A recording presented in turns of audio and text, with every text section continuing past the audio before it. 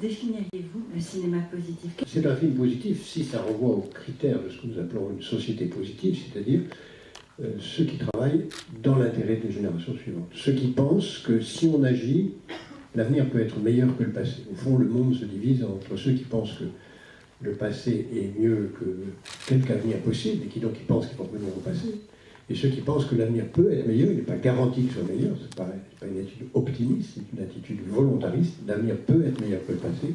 Ce que nous faisons sur le terrain, comme on l'a défini, c'est nous aidons un maximum de gens, trop peu nombreux en raison de nos faibles moyens, à faire en sorte que leur avenir soit meilleur que leur passé, et à faire en sorte, par conséquent, que l'avenir de leurs enfants soit meilleur que celui d'eux-mêmes.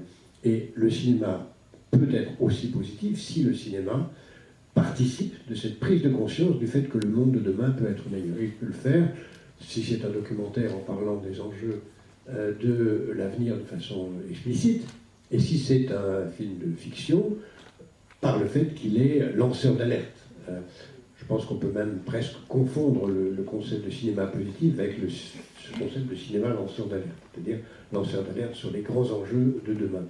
Et ces lanceurs d'alerte sur les enjeux de la pauvreté, de la misère, de l'environnement, de la démocratie, de tous les enjeux qui déterminent les conditions pour qu'une société aille mieux demain. Personne mieux que Costa Gavras peut en parler, parce que tout simplement, du cinéma positif, il en fait depuis 35 ans sans connaître le mot, puisque le film a 2 ans d'existence. Je ne me suis jamais dit que je devais faire du cinéma politique. Je fais des histoires qui m'ont intéressé profondément, qui m'ont touché profondément, et j'ai eu la chance d'avoir des collaborateurs, des producteurs qui ont suivi, parce que le contraire peut arriver aussi souvent. Donc cette chance a fait que je puis faire ces histoires. Et voilà. Alors, ce que je voulais dire aussi, en deuxième lieu, c'est que cette initiative est très intéressante parce qu'introduire cette idée au Festival de Cannes, vous savez, en France, depuis il y a quelques années, parler de politique, parler de l'art et politique, c'était très mal vu. Parler de cinéma politique, c'était encore plus mal vu. Bon, depuis quelques années, on le dit de plus en plus, ça devient presque un avantage, de dire c'est politique. On dit même cette musique est politique. On dit ce livre est politique, cette peinture est politique. Bon, le politique est entré dans le mœurs. Alors, que cela entre dans le Festival de Cannes officiellement et dans les conditions que Jacques Attali le fait entrer est exceptionnel. Voilà. Et je pense que ça va aider beaucoup de gens de se libérer, de dire voilà, enfin, c'est ce qu'on appelle politique. Enfin, il faudrait expliquer ce que c'est que le politique finalement. Le politique n'est pas très mal vu, enfin c'est accepté, c'est même est à Cannes, parce que Cannes, vous le savez tous, c'est quand même le festival le plus prestigieux, le plus grand festival au monde, c'est là où tous les cinéastes, petits et grands, veulent être. Voilà. Oui, c'est le moment pour moi d'ajouter que, en plus d'avoir l'honneur d'avoir Costa Gavras avec nous, depuis 7 ans, nous sommes à Cannes dans une relation d'amitié, de confiance et d'amour formidable avec le festival, puisque d'abord notre dîner a été le premier dîner en dehors de l'AMFAR accueilli à Cannes comme dîner de gala et de charité, alors qu'il n'y avait que le dîner américain, et c'est Gilles Jacob qui a eu la gentillesse de bien vouloir nous y accueillir. Et c'est avec Pierre Lescure et Thierry Frémaux que nous avons défini ce concept de cinéma positif, qu'on a introduit, et donc vous verrez que dans la semaine du cinéma positif, il y a une journée de débat à l'intérieur du palais des festivals, et tout ceci naturellement n'aurait pas lieu sans l'accord, la bénédiction, la participation active des autorités du festival et de la mairie de Cannes, qu'il faut pour nous remercier chaleureusement, même si naturellement ils ne sont engagés en rien dans nos actions, dans notre choix de film, dans la façon dont nous organisons les événements, et qui sont simplement d'une écoute bienveillante et d'un accueil positif. Pourquoi est-ce que parler de démocratie au cinéma est peut-être plus particulièrement important aujourd'hui, M. Gavras? Et la politique est toujours dans le cinéma, directement. Bon, entre-temps, on a introduit l'idée de, comme disent les Américains, d'entertainment. Donc, comme si le cinéma n'était pas là, un tout petit peu comme le football, comme, je ne sais pas moi, le cirque pour passer 2 heures. Non, le cinéma, et depuis sa naissance, a touché à des problèmes sociaux, à toucher à nous apprendre comment est l'autre. Donc, la double acceptation par la Fondation et aussi par Cannes, ça prouve que ça rentre de plus en plus dans le mœurs. L'année dernière, le film primé à Cannes l'année dernière, c'était le film de Ken Loach que vous connaissez, qui était, à mon avis, c'est ça la politique. Et je répète tout le temps, je veux le répéter une fois de plus, que la politique n'est pas pour qui on va voter. La politique, c'est la vie quotidienne de nos sociétés. Pourquoi on préfère appeler ça cinéma positif que cinéma politique pour éviter l'ambiguïté? Et donc c'est en effet ça qui nous caractérise, c'est-à-dire créer les conditions pour que la prise de conscience soit la plus grande possible. Et les enjeux de la démocratie sont aujourd'hui, pour répondre à votre question, particulièrement actifs. D'ailleurs, l'année dernière, notre film positif, c'était Le Dictateur, qu'on a projeté sur la plage, comme cette année on projettera un film de Costa Gavras, et le deuxième metteur en scène à qui nous allons rendre hommage, qui malheureusement est retenu ailleurs et ne pourra pas être des nôtres pour cette soirée, c'est Franck Capra, et que nous allons évidemment honorer pour en particulier son film sur la démocratie avec Mr. Smith au cinéma. Oui, quand je dis qu'il ne pouvait pas être là, j'imagine que vous avez compris pourquoi. Même si certains, quand je dis ça, nous disent « Ah bon, il n'est pas là ?» L'idée était, en plus du dîner de gala qui est organisé depuis 7 ans à Cannes, de pouvoir injecter évidemment du cinéma pendant le festival, parce qu'on est à Cannes, il faut projeter du cinéma. Donc nous, on a une action qui s'inscrit en 2 temps. D'une part, évidemment, ça va être de projeter davantage de cinéma afin d'offrir une tribune supplémentaire et de rendre hommage à tous ces grands réalisateurs, grands cinéastes talents, comme M. Gavras, pour évidemment les remercier pour leur œuvre. Et puis à côté de ça, il y a aussi le souhait évidemment de partager ce que nous définissons comme film positif, et enfin de récompenser justement ce cinéma positif aussi à travers des prix qui sont décernés depuis l'année dernière. Alors tout d'abord, je voulais vous parler du programme. Cette année, en partenariat avec la ville de Cannes, on a 8 films qui seront présentés. Voilà, vous les avez là, ils sont même un peu plus nombreux, ils sont 12 films, pardon, qui seront... En fait, il y a 8 films qui seront présentés à Cannes en plein air, en partenariat avec la ville de Cannes. Ce sont cette année essentiellement des films, comme on dit, classiques, puisque c'est, comme vous le savez, le 70e anniversaire du festival.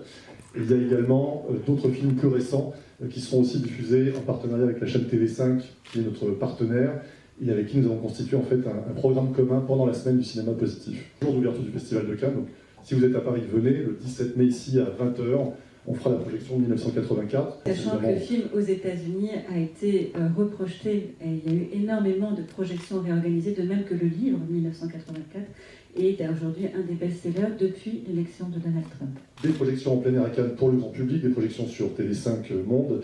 Et puis il y aura également des rencontres qui seront organisées à Cannes, puisque outre cette après-midi, cette journée de conférences, nous aurons également des rencontres qui seront organisées aussi à la FNAC de Cannes, et puis également dans des lycées à Cannes aussi. Dans des lycées, au Palais des Festivals. En fait, on va avoir donc M. Costa Gavras qui sera présent avec nous. J'aperçois Yann Arthus-Bertrand donc, qui sera également avec nous. Et donc, il y aura pendant toute la semaine des rencontres en allant rechercher effectivement les jeunes générations, les futures générations de cinéastes, d'acteurs. Donc, on est en partenariat, on a monté différents partenariats avec des grandes écoles. Ça peut passer, c'est la FEMI, c'est l'association des étudiants du cinéma, etc., qui seront invités en privilégié à l'ensemble de ces conférences.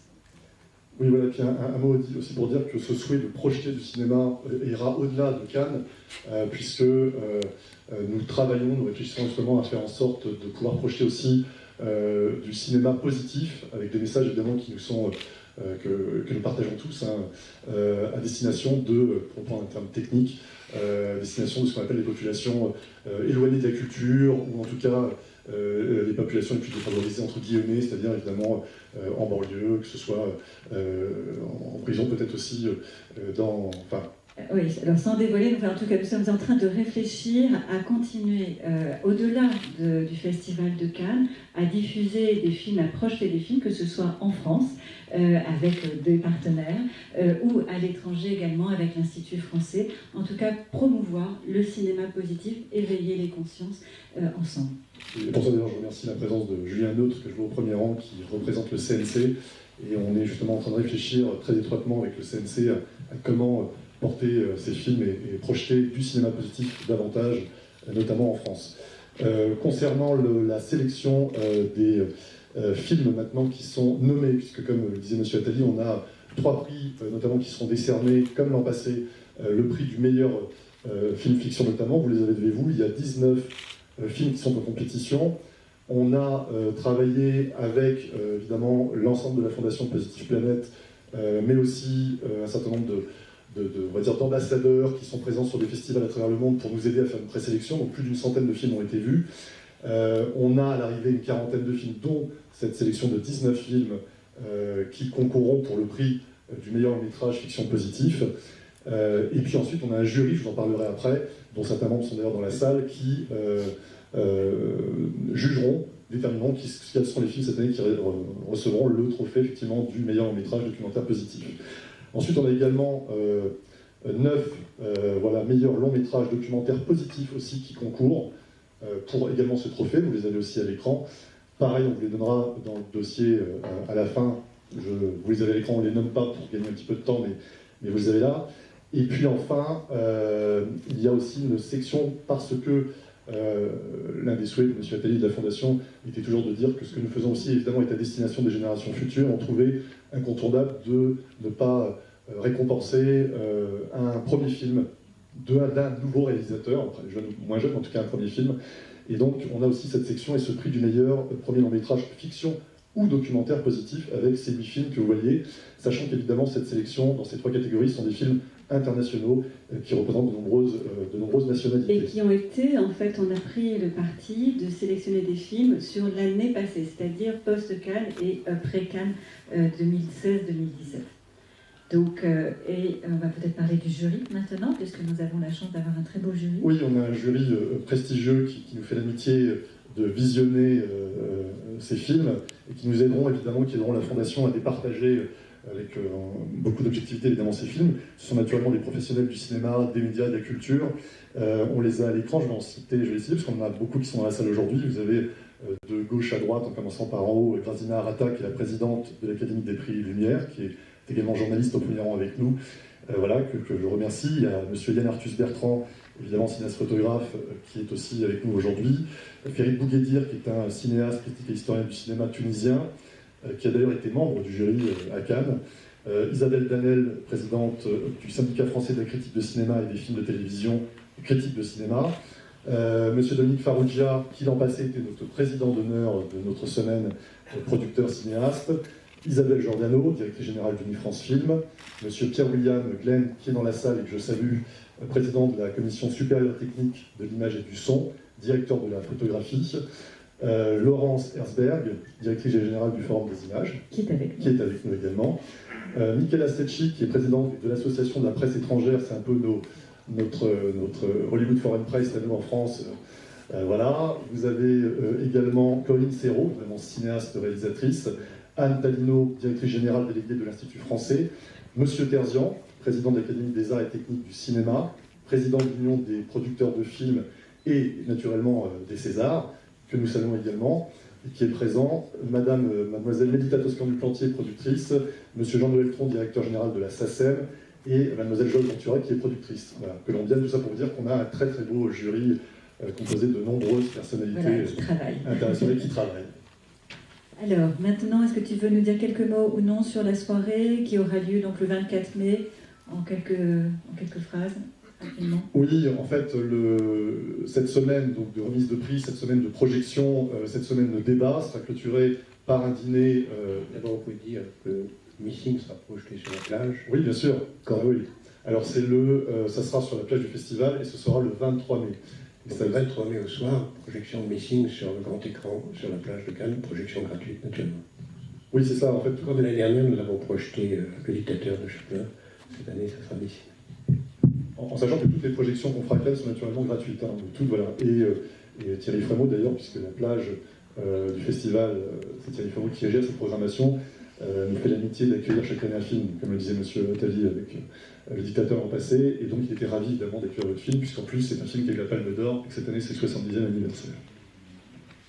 Alors maintenant, puisque nous avons la chance aussi d'avoir quelques réalisateurs qui font partie des réalisateurs dont les films sont sélectionnés dans notre choix pour ces prix du cinéma positif. Donc je vous propose de revoir une autre vidéo, et cette vidéo va vous donner quelques extraits de deux films, notamment de Iqbal, de Michel Fuselier, mais de faire un monde meilleur autour de soi. Et c'est ce qu'on essaye de montrer au cinéma, c'est ce qu'elle fait formidablement. C'est, voilà, et moi je veux aussi dire que nous ouvrons au domaine de Longchamp, le château de Longchamp, c'est qu'en face de la Grande Cascade, au mois de le 13 et 14, c'est l'inauguration officielle, il y a une grande salle de cinéma, pas très grande. Je dis grande parce que pour nous c'est grand, c'est 90 places. Et en permanence, on va montrer des films engagés, gratuitement tous les week-ends. Faire des films positifs, la difficulté, effectivement, Frédéric en a parlé, vous en avez parlé un tout petit peu, c'est le financement. Comment, aujourd'hui, faire des films en France et trouver du financement, c'est facile ou pas, Costa? C'est plus facile que n'importe où ailleurs, à mon avis. Et surtout, c'est plus facile aussi pour des jeunes pour commencer. Je crois que nous faisons à peu près entre 30 et 40 films, enfin le Centre national du cinéma pourrait me dire combien, de premiers films. Ce qui est important parce que le relève est assuré. C'est qu'il n'arrive pas nulle part ailleurs. Vous voyez, un cinéma comme le cinéma italien, qui est un cinéma formidable, il a périclité, il essaye de revivre, mais très difficilement. Le cinéma américain a d'autres lois de financement qui ne lui appartiennent complètement, qui ne peuvent pas être le nôtre, mais qui fait aussi d'une certaine manière, il finit par être dirigé. Nous, on a la plus grande liberté possible, et on n'a pas énormément d'argent, mais on a très souvent ce qu'il faut pour faire un film.